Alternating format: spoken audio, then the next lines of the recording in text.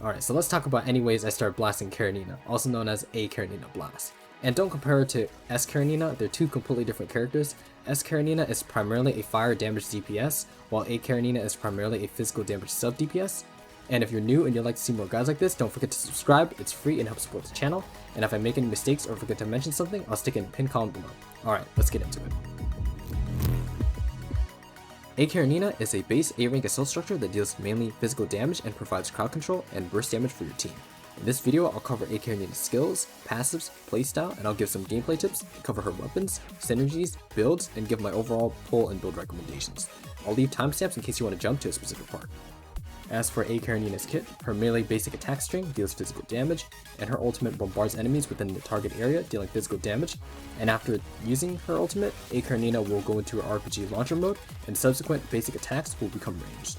This RPG launcher stance is her core passive, and when A Karenina triggers any 3-orb combo 3 times, she automatically switches into her launcher stance and her basic attacks become ranged for 3 seconds. You don't need to proc the orbs in quick succession like in this demo, but just remember that the third 3-orb ping will basically let you start blasting. A Karenina also has a great supporting QTE where it sucks in enemies and does physical damage. Her blue orb is similar to her QTE and is the bread and butter of her kit, as it fires an orb dealing initial physical damage and pulls in enemies dealing physical damage over time. Her yellow orb deals physical damage and marks enemies. Hitting marked enemies gives a 75% chance for the mark to detonate, dealing a little bit of fire damage.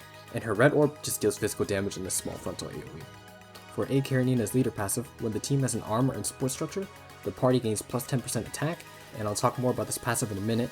As for her Ascensions, at double S, she gains plus 50% damage on her yellow orb. At triple S, enemies marked with her yellow orb take 15% more damage, and at triple S plus, A Karenina gains plus 15% basic attack damage. Now I want to cover A Karenina's playstyle and give some gameplay tips. A Karenina is primarily used as a sub-DPS character, meaning that she covers the on-field DPS role for your main assault structure when they have expended all their orbs. Unfortunately, running 2 assault structures means that her leader passive doesn't work, but you don't want her as a leader anyways because it's better to swap in mid-fight with A Karenina for some extra orbs to more easily set up for her core passive and her blue orb.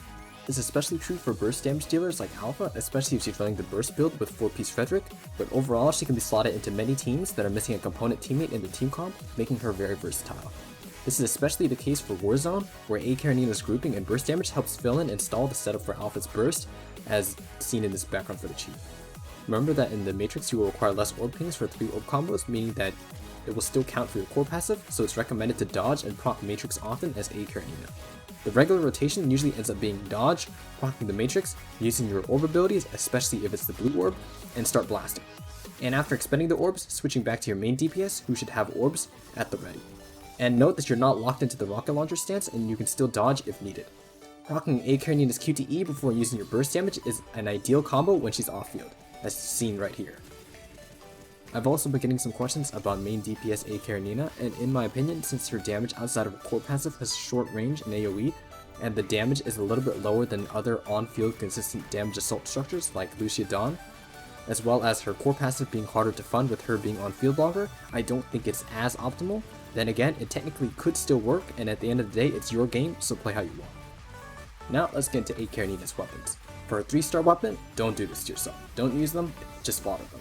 For a 4-star weapon, the Spiral Cannon, it's alright if you don't have any other options. You can recycle any 4-star weapon fodder to trade in for it.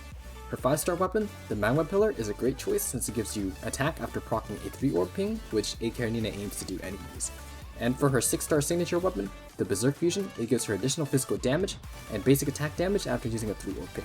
Obviously, it's her best choice. And the other 6-star weapon, the Fusion Dragon, is made for S Karenina Ember, and it basically adds fire damage, which although A Karenina Blast does do a little bit of fire damage with her yellow orb, it's not ideal, since she's mainly a physical damage dealer. So let's get into A Karenina's builds, starting with her sub-DPS build. For 5-star memories, you have many options depending on what you need or what you have. For the 5-star 2 set, 2-piece IF is the go-to for more damage per orb expended, which you try to do often when trying to do 3-orb pings for A Karenina's core passive. As for 4-set bonuses, 4-piece Voltaire will help debuff enemies for your main physical damage dealers, like Alpha, and 4-piece Gloria will help debuff enemies for your main elemental damage dealers, like Lucia Dawn. You can also run 4-piece Erwin for more personal damage on A Karenina. 4-piece IF could also work for free matrix every 60 seconds with a 3 orb ping, but the cooldown is a bit long, so I don't find it as worth personally as the options I stated earlier. And remember to level the bottom row first for the attack gain, and note that these are technically the ideal 5-star memories for A Karenina, but to be honest, she's not too picky, so feel free to mix and match any of these sets. For 6-star memories, 4-piece Hannah is definitely the way to go. It's a better version of IF as a 4-piece because it gives you free matrix with a 3 orb ping and a free signal orb on a 30-second cooldown. For 2 sets, 2-piece Darwin is ideal for more damage per orb triggered. If you're running a physical team, 2-piece Catherine could also work, and 2 Karenina could also be an alternative option for more personal damage on A Karenina. And remember to have the 2 sets at position 1 and 2, while the 4-piece Hannah should be taking slots 3 through 6, again prioritizing leveling that bottom row for more damage. And I guess for main DPS you could run 2-piece Darwin and 4-piece Patton. So with that being said, do I recommend pulling for A Karenina? Well, she is a 4-star character, so you may end up pulling or have already pulled her from the standard or event banner. All 4-star characters are in the base pool, so she's really not going anywhere. So short answer, no, you'll probably get her eventually.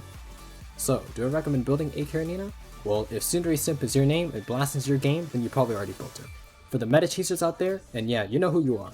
She's very versatile and can be slot into any team who needs another team member. And she's commonly used in Warzone to group and do burst damage when your main DPS is on the orb downtime, as well as having a very useful group in QTE. So what's not there to like? So yes, building her is a great investment even years later in the game's lifespan. Plus, rocket launcher is super fun. Who doesn't like to go pew pew pew with a quick fire RPG? There's a lot of information that I try to cram into these guides, so if I missed anything or made any mistakes, I'll be sure to leave them in the pinned comment below. If you enjoyed and you don't want to miss future quick guides on Punishing Grey Raven, consider subscribing. Like the video if you found it helpful, a dislike if you didn't. If you have any further questions, drop it down in the comments. I do read and respond to them all. And join my Discord at discord.io/automata to share your amazing or depressing pulls. I nearly had a heart attack after accidentally deleting some of this footage, so I'm gonna go lay down. Peace late.